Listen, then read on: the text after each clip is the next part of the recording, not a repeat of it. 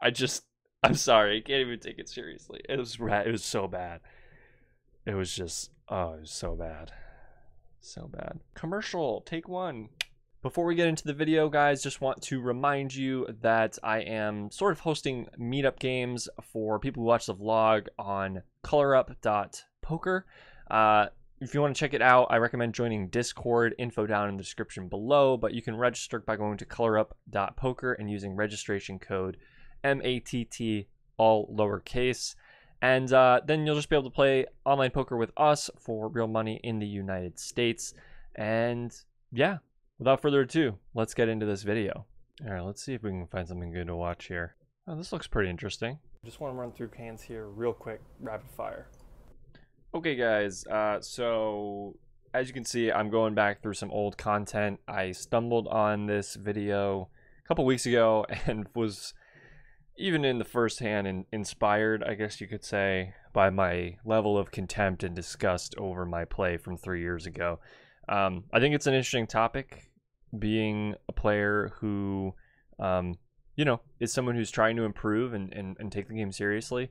And then you just stumble on your old thought process and you think, man, I was terrible. And I mean, like, it's kind of funny, right? It's funny to like make fun of that, but it's good. Yeah, I think it's a good thing. And to be able to look back on old hands and say and articulate like why that was bad, I think that speaks a lot to development as a player, ability to look on things objectively, and I think should actually be pretty fun. So we're going to go back over this marathon run I had back in 2017. Man, I look young. All right, let's get into it. We'll have to see how this format works. Let me know down in the comments below if you like this format. We're probably going to do a little bit more of this, at least until I'm back playing live poker again. But I think it should be cool, and let's just dive into it. Let's go. First hand. There's a guy who opens on my right. It's at 50-100. He's been opening a decent amount already, and speed it up. I go ahead and decide to 3-bet with ace-3 off. I get cold called by someone in the hijack. It folds around. Flop comes king-jack-5 rainbow. I decide to c-bet. He calls. Turn comes. Okay, so first of all, don't 3-bet ace-3 offsuit. That's pretty bad. If you're gonna do that, I guess like yeah, c-betting is fine, relatively. I kind of missed what the sizing was because this format's not that great. You can't visually see. I guess I'm like kind of critiquing the vlog itself, not the hands only. But yeah, I don't think we really need to be 3-betting ace-3 off from any position against anyone, pretty much. Suit 10, which I'm not super excited about, and I actually think I made a mistake by double barreling here. He calls. Okay, I don't even tell the sizing, but yeah, I mean, like, so when we think about the hands that call the flop, like, there's not really a lot of hands that go away on this turn card in a 3-bet pot, I don't think. Like, maybe a hand like, yeah, no, I really can't think of one. King, queen, king, jack, queen, jack, ace, queen, ace, jack. Like, I don't think any of those hands are folding, so this is a really good time to give up. Definitely a good time to give up. There was a 9, and at this point I felt like it was pretty likely that he would, you know, just always have better and not really have many hands he could fold, so I just checked to give up, and he showed pocket 5s for flop to bottom set. This next hand we're at 100. Okay, I mean, like, so I played one street good, right? I folded the river. I mean, I checked the river. Yeah, I mean, so, you know, me in 2017 at the WSOP, I was definitely a little aggro. I was definitely looking for spots. I might have had some game flow reason to make this reasonable. I might have had some, like, read on the guy to make this reasonable, but, you know, when I can't, like, articulate that or elucidate that, it's not good. 200. I have about 18,000, which is down from about 26k starting stack. I open queen 8 of spades in the cutoff to 550. Button, who's a good player, makes the call. Flop is 8-5-3 rainbow, and I decide to bet 600. He calls. Turns to 7 of spades, so I turn a flush draw. I bet 1200. He pretty quickly makes it 42. Okay, I mean, so interesting spot. We're cut off against the blind. Opening this is fine. If you're okay post-flop, I think. I probably wasn't that good post-flop back then, but, you know, I think it's fine. Betting flop is standard. We get called by a lot of worse hands. Probably multiple streets by a lot of worse hands since we're against the blind. The blinds are defending really wide in tournaments. On this specific turn card, I think we should check back at least some frequency of the time. It's not the best 8 in our range, and we don't have a lot of... Well, we have several worse 8x actually suited, but we don't have like a ton worse. for value, and this is like our nut card to slow down on since we have backup equity. It improves some of the hands in his range. So I don't really mind betting, but I wouldn't mind checking either. It's kind of an awkward sizing, but given how much equity I have against everything in his range, I make the call. Yeah, so we get check raise here. I think it said we bet 1,200, get check raise of 4,250. I mean, like, I don't see us folding here ever. There's a few bluffs. We have backup equity. We can sometimes improve on sort of like unsuspecting turn cards, I guess. I don't love it though, because like we'll definitely run into some solo plays here, like 5s and 3s. We'll run into 7-8. We'll run into 6-4. We'll run into 9-6 suited. Yeah, I mean, with spades specifically, like this is one of the reasons like you don't mind checking back, but at the same time, like it's also a hand we can stand a check raise with, so maybe that's okay. The river's the queen of diamonds, and I check. He bets 53-53. Wait a minute, how are we out of position? We're in the cut. Oh, this is versus the button? Oh boy. Oh boy. Yeah, check turn. This is really different when it's against the button and not the blinds. I don't think we get enough value by betting the turn. Like there might be a few ace high flush draws. There might be like worse 8x, but there's not as many worse 8x when it's against the button instead of the blinds. Yikes. Okay. The river we improved to 2 pair. I think we could like lead this occasionally against weaker players, but I think check is pretty standard, and probably to check call, because if he bets large, he's actually repping mostly hands that beat us. Mostly. We'll still be calling though. At this point, you know, he's a strong player. I think he's going to have bluffs, and I pick up one of the better cards in the deck for me, so I decided to make the call. He has ace-6 of spades, and we're good. Wow. I mean, I think that's kind of lucky. Like, I did technically enumerate that hand, but I wouldn't really expect to run into a hand like that too often when we specifically block spade draws. I mean, it's nice that it's the 8 of spades in our hand, so it's he won't bluff with 8x of spades, really, so it's like a little bit different. But yeah, I think that's a little bit lucky. Next hand, we are at 150-300 with a 25 ante, which is level 3. And I don't have the stack sizes here. I think I'm reasonably close to starting stack at this point, probably a little bit lower. I opened 10-9 offsuit in the hijack to 800. Oh god. Oh god, why? Why am I opening 10-9 offsuit in the hijack? Maybe on the button. Maybe in the cutoff. Not in the hijack though. My god, man. The big blind, who is a tight player, is the only caller. Up comes ace-9-7 with 2 clubs. He checks. I see bet 900. Oh god, just check back. What am I doing? God, I had no flop c betting strategy back then.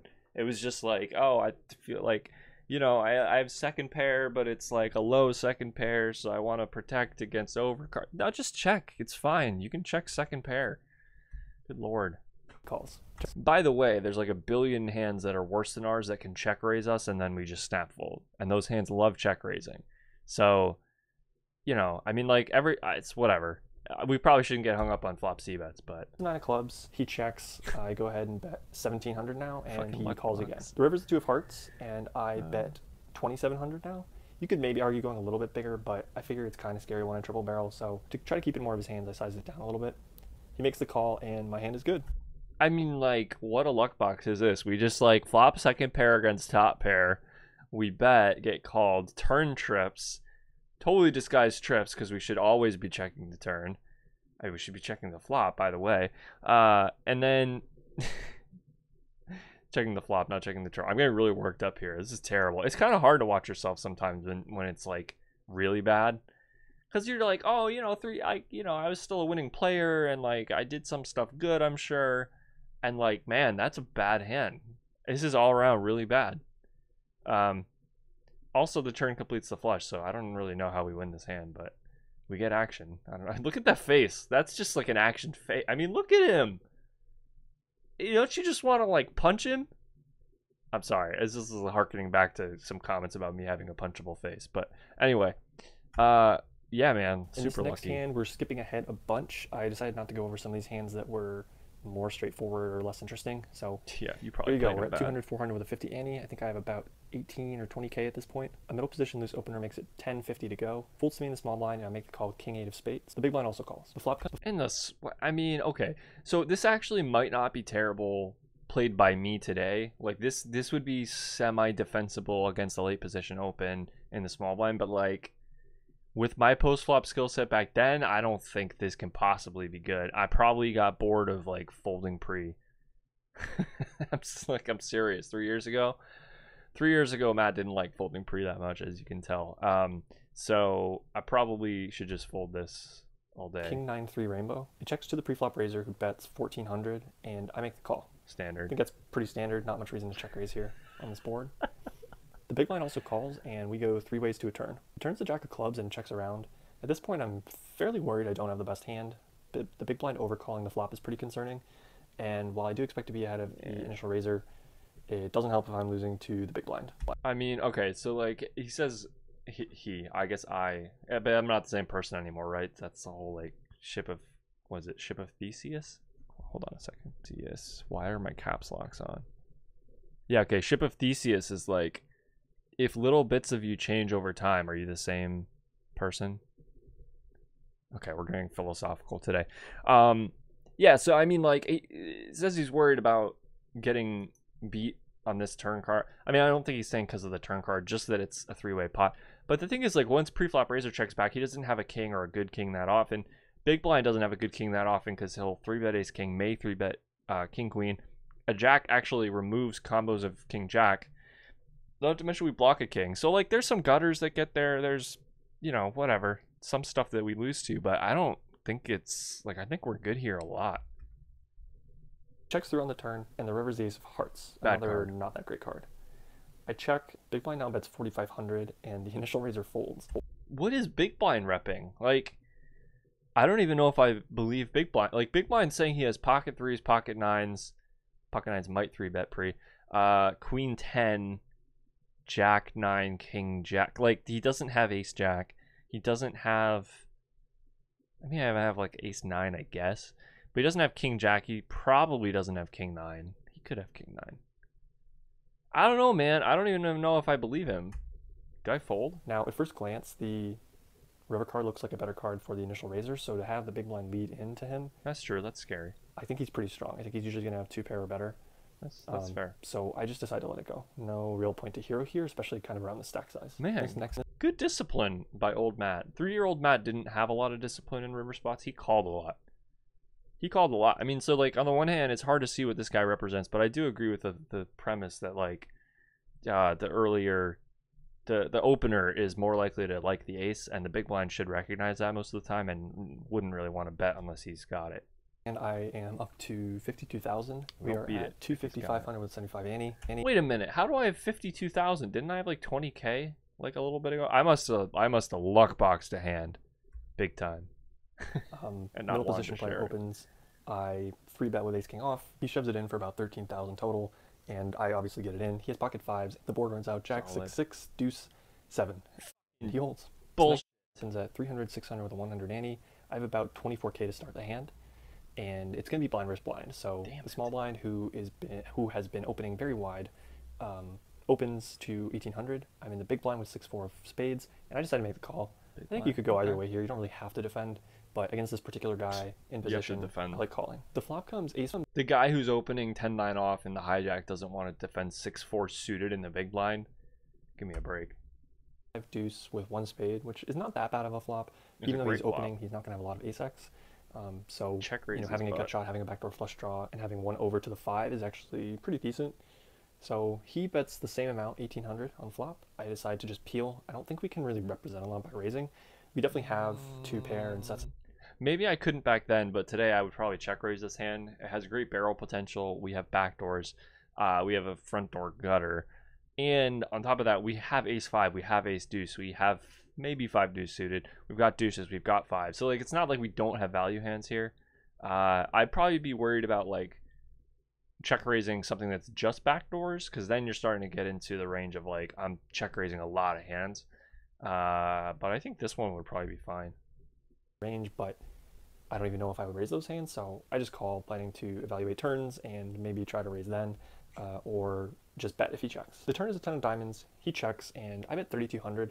I probably could have gone bigger. I felt like I didn't need to bet that big to get the job done, but I don't know, going a little bigger just to kind of ensure he folds seems like a kind of good way to go. I didn't go over all the hands I played with this player, but he's been winning kind of lots of medium-sized pots off me, so I just said something like, just let me win this one. Like it's okay if I win this Oh one. God, speech And play.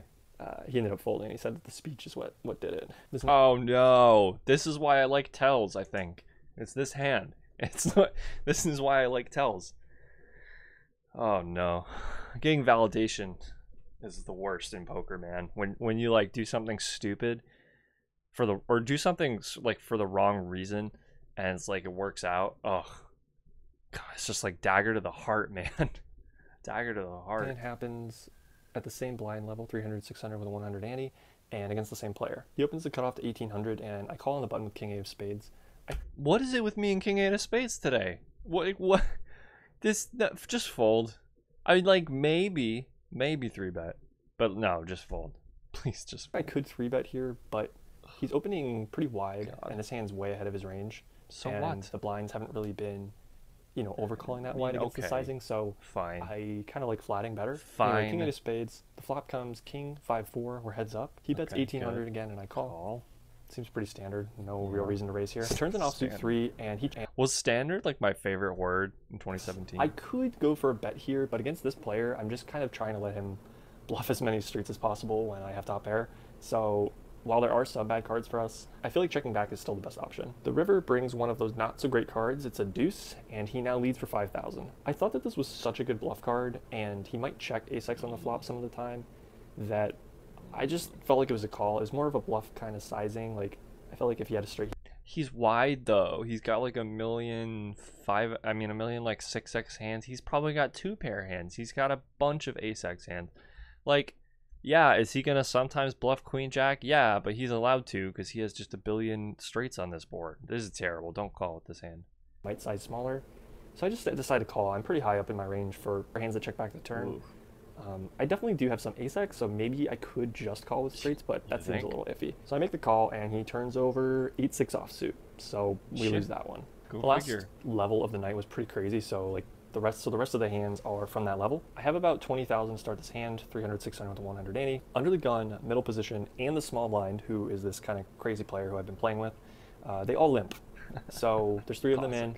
I'm in the big blind. Get in there I for free. have king queen offsuit. Oh no. I go ahead and decide to make it 2,800, boy. and everyone calls. Oh So jeez. we go 4 ways to a flop. Flop is jack 7-5 rainbow. Small blind checks, and I think it's pretty marginal to bet here. The thing is, It would be terrible to bet here. What are you marginal? What are we, 4 or 5 ways? Oh my god, don't bet. if we do bet and get called, we do have 2 overs. But I think we're representing a lot of strength by betting this flop into 3 people.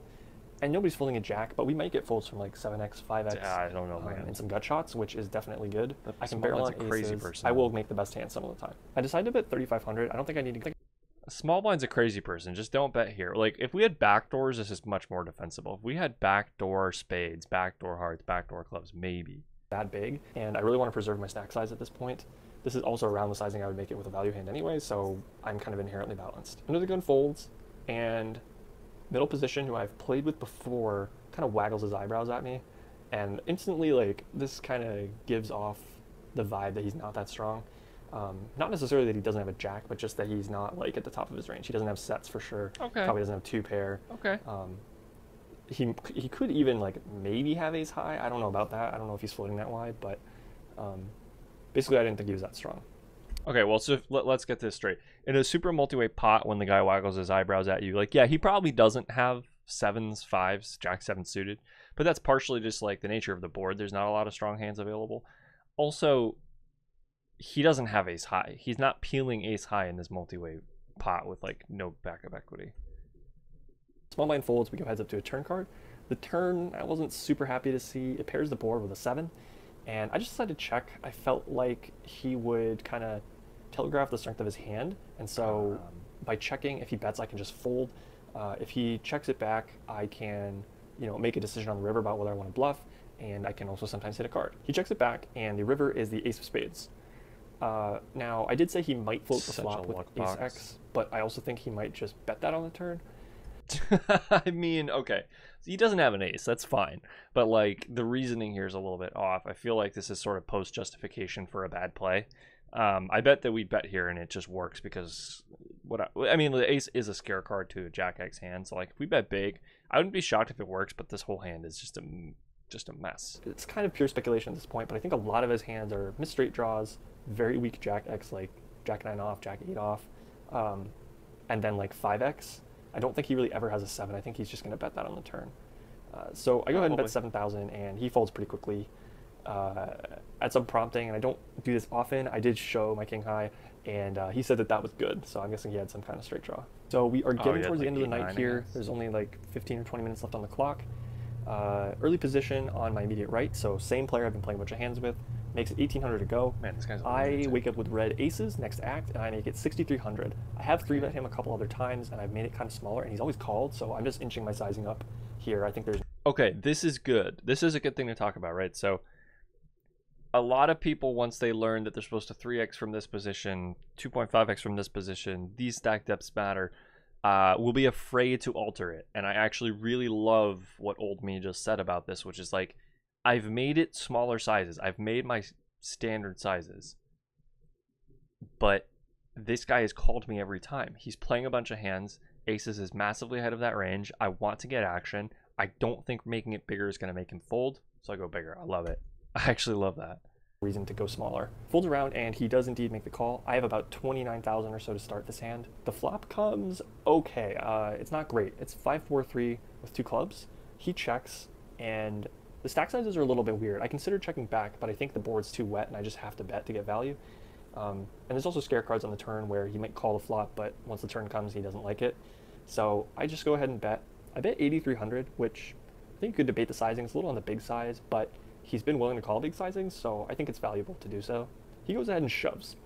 Now, the thing you have to understand about this player, and I didn't really talk about a lot of the hands that I lost to him, but a lot of the hands that I played with him, I got check raised on like the turn.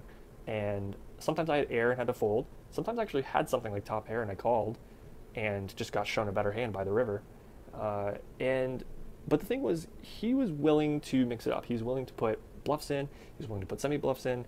So at the end of the day, you know, there's just too little behind for me to make a fold here. My hand's too strong, way too close to the top of my range. This might be the top of my range. Ace King of clubs, like, I guess rivals it because, you know, I have value against basically anything in his range. I go ahead. I mean, okay. So, like, some of what I'm saying here is fine. I just think it's sort of ridiculous to even be talking this long about aces. It's the top of our range. It just is. We're 3-betting against this player. We don't have 5s, 4s, and 3s. We don't have 7-6 suited. We probably don't have ace-deuce suited. So just, yeah, shovel the money in. We have the best hand in our range. We got what we wanted. The SPR is like 2 going to this flop or something like that. So, I mean, just like, you know, you could fist pump whatever, but just ship it in. Do it quick. All in. He has king queen of clubs for a pretty sick sweat. Fine. Just a few minutes before the end of the day. Better Hoping for than some us good having news. jacks. Really just want to win this one and get up to a respectable stack size Come again. on, get him. The turn is a 7 of hearts. Get him. Great card, although Don't it does chop. introduce That's not a great card. Technically, there's chops now. You dummy. some chop possibilities. Okay. The river, queen of hearts. Yay. I hold. Woo. With 10 minutes left on the clock, they draw for the number of hands to play, and they draw 7. This hand 7? is the Wow. 5th of those 7, so it's third to last hand of the night. Folds around to me on the button, My history with like third to last hand of the night in the last like year and a half, so bad. and I have ace-8 offsuit. I go ahead and raise it up to 1,400. The big blind is pretty tight, and the small blinds are regular. Clearly a decent player. To Just my fold surprise, this he 3-bets to 5,300. Just fold. Folds back to me, and I mean, you could go one of 2 ways here. I think it's totally fine to fold. It's the third to last hand of the night. I have about 55k before this hand starts, Am I gonna and four that's going to bet? be good for well over 50 big blinds on day 2. No. However, I do think that this is a spot a good player is going to exploit, where I'm opening the button and he just 3-bets because we are in the third last hand of the night, and I did just double up and get these chips and don't want to lose them. So I think there is a lot of validity to 4-betting. No. I thought a lot about my sizing. At the end of the day, I just wanted to make it big enough to show, you know, that I'm putting in a substantial portion of my stack. So I ended up 4-betting to 12,300, and he folds pretty quickly, and that's it. So I mean, such a luck box. Like, it's fine. You know, it's cool that this that this worked out for me. That I made day 2. That I didn't just like go up in flames. But you can see how like a lot of the hands I'm playing here put me in a position for it to like all go up in flames. Multiple times there's like possibilities for me to have a blow up, and like I think I'm just so different today in that much more of my pre-flop decision making is really going to prevent blowups or like mitigate blowups rather than facilitating them. So yeah, I mean that's my review of Marathon Day 1. I plan to do one for the additional days that I have footage from. That should be fun, and I think with graphics next time. So that'll be interesting. But man, so when I saw the first hand, I was like, this hand's really bad. I wonder if I played some of the other hands better. But this one did not disappoint. There were a lot of bad hands in there, and lots to talk about. But I think some good takeaways, and I hope this shows that, you know, improving over time as a player means being able to look back on your old play and kind of laugh and kind of just like, you know, hold your head and you know, basically be okay with it. But I'm sorry, I can't even take it seriously. It was so bad. It was just, oh, it was so bad. So bad. Remember, if you like this video, give it a thumbs up, subscribe to the channel, and hit that bell icon for notifications in real time when new videos go live. Leave me a comment down below letting me know if you like this format, and I will see you guys all next time.